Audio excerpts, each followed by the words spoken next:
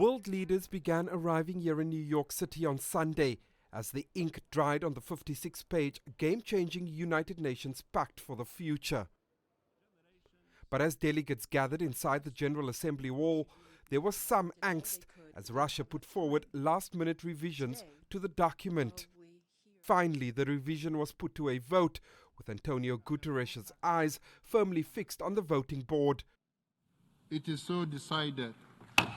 The Pact for the Future was adopted by consensus. We are here to bring multilateralism back from the brink.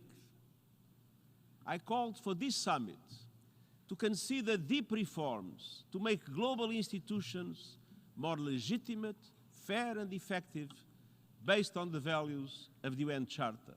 The Pact for the Future addresses 5 key pillars: sustainable development, peace and security, youth and future generations, science and technology, and transforming global governance.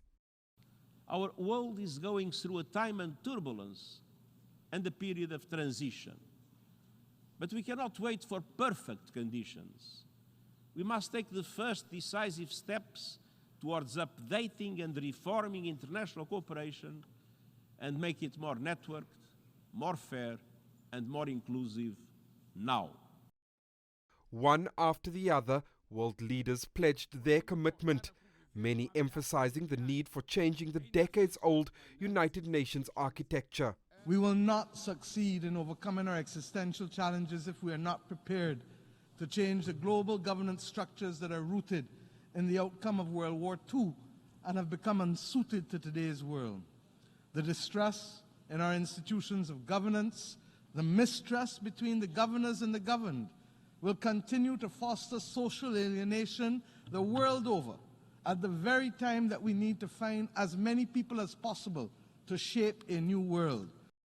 The multi-day summit for the future precedes the UN high-level gathering that will also take place right here in New York.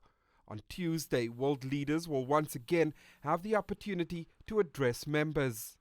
While the Pact for the Future now cements the UN's path forward, it'll be up to governments from around the world to ensure its implementation.